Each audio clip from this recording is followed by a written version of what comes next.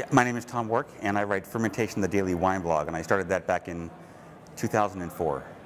And this is my third Wine Bloggers Conference, so I'm 3 for 3. When we first decided to organize the Wine Bloggers Conference, I guess 3 years ago, what we knew was that there was this camaraderie among wine bloggers. They spoke a lot to each other, but they never really got together. And we also realized, too, that there was a lot for wine bloggers to learn about being wine writers, and we immediately thought we should have a conference. And so putting it together originally wasn't that difficult, and we had no idea if people would show up, but they did. And in fact, it sold out, and we were very excited, so we knew we had to do another one. And so it's moved along fairly well. It's become very popular. We have 300 people here now. And what we're learning, at least what I'm learning, and what other people should realize about the bloggers who are here and bloggers in general, is that it's not just a bunch of kids who are, sitting up in their pajamas late at night drinking some sherry and blogging about it. There's much older people, there's very young people, and so it's a really good representation of, I think, the people who are on the internet who also happen to be interested in wine. And it's also a real fun group, too. Lately, I've been thinking a lot about how blogging is different from wine writing, and if there is any difference. And I've come to the conclusion that all bloggers are wine writers, but not all wine writers are bloggers. And so while I think that bloggers are fairly similar to the traditional wine writer, I think there are certain differences between them. And so what I've been thinking a lot about recently is what those differences are, because I think they're important.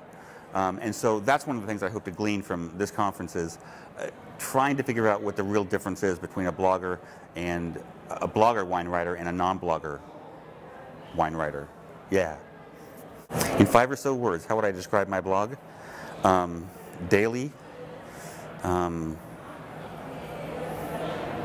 full of voice, opinionated, and trade-oriented. Yeah.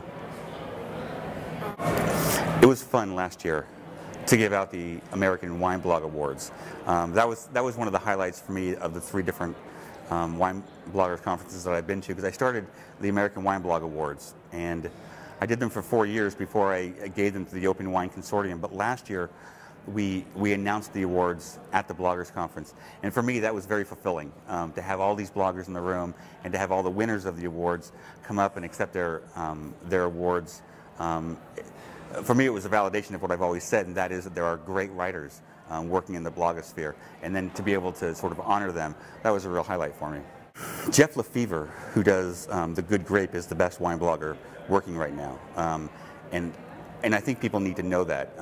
He's extraordinarily thoughtful, and he's very insightful, and he tends to write about the business of wine, or where wine meets culture, and he does an extraordinarily good job of writing about those subjects, but he doesn't get as wide a readership, I don't think, as other people, because he doesn't review wines, and he doesn't talk about what to visit when you're in Walla Walla, but he might talk about the impact of the iPad on wine blogging or wine publishing, and then he might talk a little bit about how the iPad or how the iPhone is going to change the wine culture.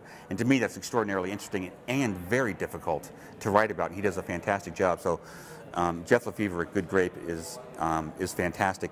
And although she's not here, Samantha Dugan writes a blog called Sans Dosage, and it's an outpouring of personal angst and joy and failure and success, and it's not well written in a technical sense, but it's a joy to read. And I wish she was here, because she would enjoy this a lot, and I'd like her to get a larger readership than she has.